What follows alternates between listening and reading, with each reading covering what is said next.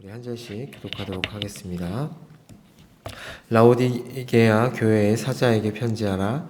아멘이시오 충성되고 참된 증인이시오 하나님의 창조의 근본이시니가 이르시되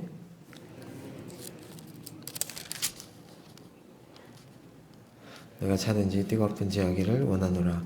내가 이같이 미지근하여 뜨겁지도 아니하고 차지도 아니하니 내 입에서 너를 토하여 버리리라.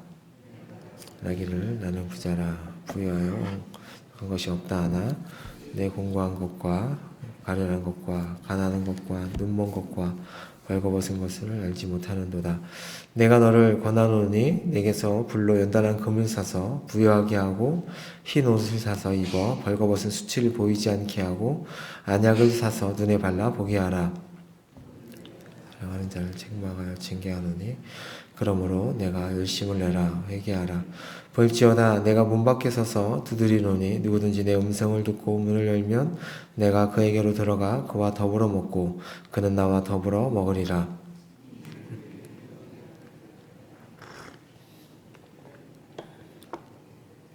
아버지 보좌 앞에 함께 한 것 같이 하는 다 같이요. 귀에 있는 자는 성령이 교회들에게 하시는 말씀을 들을지어다. 아멘. 거짓된 자기만족을 거절하라. 거짓된 자기만족을 거절하라 라는 말씀으로 오늘 말씀 보겠습니다. 오늘은 7교회 중에서 마지막 교회인 라오디게아 교회입니다. 라오디게아 교회는 7도시들 가운데서 가장 부유한 도시였습니다. 이 지역은 은행들과 그리고 진귀한 흑색 양모 제조하는 것이었고 안약을 생산하는 의과대학으로 아주 유명했습니다. 라오디게아는 로마와 동방을 잇는 두 주요 무역로가 만나는 지점에 위치해 있었습니다. 그래서 해안에 있는 에베소에서 아시아 내륙으로 이어지는 그 주 도로와 그다음에 버가모 주도에서 지중해에 이르는 길이 바로 라오디게아를 통과했습니다. 이 도시가 얼마나 부유했냐면 AD 17년경에 있었던 대지진으로 인해서 빌라델비아 그리고 사대 라오디게아 이 지역이 완전히 파괴되었었는데 다른 도시들은 이 빌라델비아와 사대 지역은 로마의 재건 비용을 받았지만 이 라오디게아 교회는 로마로부터 그 지원 비용을 받지 않은 그 자력으로 그 도시를 재건한 도시가 바로 이 지역이었습니다. 그러나 이 도시는 문제점이 하나 있었는데 급수가 원활하지 못했습니다. 그래서 10km 길이의 수도관을 통해서 남쪽으로부터 물을 끌어와서 도시에 공급을 했었습니다. 따라서 라오디게아에 도달할 때쯤에는 그 물이 아주 미지근해져 있었던 것입니다. 이 도시는 또한 황제 숭배의 도시였고 그 치유의 신과 그다음에 제우스 신을 숭배하는 중심지이기도 했습니다. 이 도시에는 또 대단히 많은 유대인들이 살고 있었다고 합니다.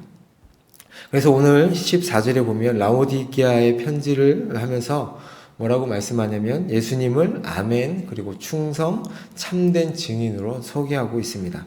여기서 보면 아멘이라는 이 말은 이사야서 65장 16절에 근거한 아멘의 하나님, 다시 말해서 진리의 하나님이라는 표현입니다. 그 말은 그리스도께서는 진실되고 충성되셨지만 이 교회는 그렇지 않았다는 말씀입니다. 부유하고 힘이 있었지만 그들은 충성되고 참된 사람이 아니었던 것입니다. 또 이 교회는 어려움을 모르는 교회였습니다. 핍박에 대한 언급이 전혀 없습니다. 유대인 회당이나 주변 사회로부터 위협에 대한 언급도 없습니다. 그리고 발람, 리골라당, 이세벨과 같이 이상한 사상을 전파하는 거짓 선지자에 대한 언급도 하나도 나오지 않습니다. 모든 것이 다 잘 돌아가고 있는 것 같습니다. 그런데 가만히 보면 칭찬도 하나도 없고 책망된 말씀만 이 교회에 있었습니다. 그 이유는 이 교회는 사탄이 아무런 위협을 느끼지 못하는 즉 죽은 교회였던 것입니다. 어떤 교회보다도 신실한 증인의 역할을 잘 감당할 수 있는 교회였지만 최적의 환경을 갖추고 있었지만 그 삶에 안주하여서 현상 유지만을 원했던 교회가 바로 라오디게아 교회였습니다. 이 라오디게아 교회는 이 지역은 히에라폴리스와 골로새라는 두 도시에 이웃하고 있었습니다. 오늘 말씀에 보면 미지근하여 뜨겁지도 아니하고 차지도 아니하다라는 이 말씀은 히에라폴리스에서는 사람들의 질병을 고쳐주는 뜨거운 물이 있었고, 그리고 골로새에는 차고 시원한 물이 있었습니다. 더운 물은 더운 물의 기능을 가지고 있고, 또한 찬물은 찬물의 기능이 있었습니다. 이 두 가지 가운데 어느 하나도 문제가 되지 않지만, 진짜 심각한 문제가 되는 것은 미지근한 물의 상태였던 것입니다. 좋지 않은 수질을 갖고 있었는데 차지도 않고 덥지도 않은 미지근한 물은 아무 쓸모가 없었던 것이었습니다. 그래서 이 교회가 그러했다는 것이죠. 그들은 이것도 아니고 저것도 아닌 공존의 땅, 회색지대의 삶을 아주 익숙하게 살아가는 사람들이었던 것이었습니다. 사명에 대한 열정도 없었고 현실에 대한 냉정한 판단력도 없었던 것입니다. 사회에 아주 잘 길들여진 교회인 것이었죠. 사회의 영적 치유나 생명력을 공급하지 못하고 있었던 교회가 바로 라오디게아 교회였습니다. 그런데 이 교회 교인들은 자신들의 상태에 대해서 전혀 다르게 느끼고 있었다는 것입니다. 그들은 자신들이 세상적으로 뿐만 아니라 영적으로도 아주 잘 되고 있다고 생각했습니다. 그렇지만 자신들은 스스로 교만하고 자만에 빠져 있었다는 것을 알지 못했던 것입니다. 이것이 바로 이 교회의 문제의 핵심이었습니다. 자신의 상태를 깨닫지 못했던 것입니다. 그러나 그리스도는 이 교회를 뭐라고 얘기하시냐면 곤고하고 가련하고 가난하고 그리고 눈멀고 벌거벗었으면서도 수치를 모르는 교회라고 판단하십니다. 주님은 그들을 자신의 입에서 토해내치리라고 말씀하십니다. 아니, 좀 더 심각하게 말하면 주님이 그들을 심판하실 것이라고 말씀하시는 것입니다. 이 교회에게 예수님께서 오늘 보면 처방전을 내리십니다. 그들이 회복할 수 있는 길은 헛된 자기 만족을 거절하고 정확한 자기 진단을 통해서 주님 앞으로 빈손을 들고 나오라고 말씀하십니다.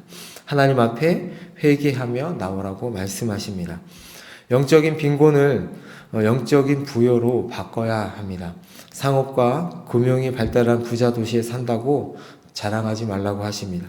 금을 재련하듯이 정결한 삶을 살라고 말씀하십니다. 영적 벌거벗음을 영적 단정함으로 바꾸라고 말씀하십니다. 그 다음에 영적 시력을 회복해야 된다고 말씀하시죠. 영적인 분별력과 통찰력을 상실하면 영적 시각장애인이 됩니다. 세상은 교회에게 선악에 대한 분별, 모조품과 진품에 대한 구분, 그리고 가짜 뉴스와 진실에 대한 판단을 해줄 것을 지금도 요구하고 있습니다. 그런데 그 가짜를 퍼뜨리는 진상지가 된다면 라오디게아 교회와 같은 수준으로 전락되는 것이 바로 교회다라고 말씀하고 있습니다. 교회가 세상보다 나은 점은 권력과 그다음에 부와 명예가 있기 때문이 아닙니다. 바로 하나님의 진리가 교회 가운데 있기 때문입니다. 또 교회는 그리스도를 향한 열정을 회복해야 된다고 오늘 말씀합니다. 로마 제국의 세상의 이데올로기에 항거하면서 신실한 증인의 역할을 감당하는 그 열정의 회복이 필요하다고 예수님께서 말씀하십니다. 그렇게 처방을 하시면서 20절 말씀을 하시는 것입니다. 20절 말씀을 너무나 많이 외우시고 그다음에 저희들이 많이 들었던 말씀이죠. 이 구절은 주님과의 교제를 사실상 상실한 교회가 다시 주님과의 친밀한 관계 속으로 들어올 수 있는 길을 처방하는 그 문맥에서 나온 것입니다. 기본적으로 이 구절은 불신자를 전도하거나 초대하기 위한 말씀이라기보다는 주님과의 교제 가운데 영적으로 부유한 교회 공동체로 그 회복되는 길로 초청하는 예수님의 메시지입니다. 우리가 예수님께로 돌이켜야 한다고 느낄 때마다 우리는 그분은 우리의 마음 문을 두드리고 계시다는 것을 우리가 기억해야 합니다. 예수님께서는 우리와 교제하기를 원하시면서 그리고 우리가 그분께 마음의 문을 열기를 원하시는 것입니다. 그분은 우리에게 들여오시려고 인내하며 끈기 있게 기다리신다고 말씀하시는 것입니다. 오늘 말씀은 이렇습니다. 우리를 지으신 하나님께서 교회를 진리로 판단하십니다. 예수님은 부유하고 화려했던 라오디게아 교회의 겉만 보고 평가하지 않으시고 내면의 실상을 보셨습니다. 그럴 땐 자기 인식을 지적하셨습니다. 차지도 덥지도 않은 그들의 미지근한 신앙이 역겹다고 하셨습니다. 그들에게 복음으로 인한 박해는 없고 타협으로 인한 물질만 넘쳐났습니다. 외적인 안정과 평안을 하나님의 인정과 축복으로 착각하며 안주하였던 교회가 바로 라오디게아 교회였습니다. 이들에게 열정은 사라졌고 열심은 하나도 없고 세상을 향한 예리한 분별력도 잃어버렸습니다. 쉽게 타협하고 입술로만 고백했으며 기계적인 예배만 있고 삶의 열매는 없었다고 예수님께서 말씀하셨습니다. 그런데도 불구하고 이들에게는 아쉬움이 전혀 없었습니다. 궁핍했지만 사실은 부유했던 서머나 교회와는 달리 라오디게아 교회는 너무나 풍족하였지만 영적으로는 가난한 교회가 바로 라오디게아 교회였습니다.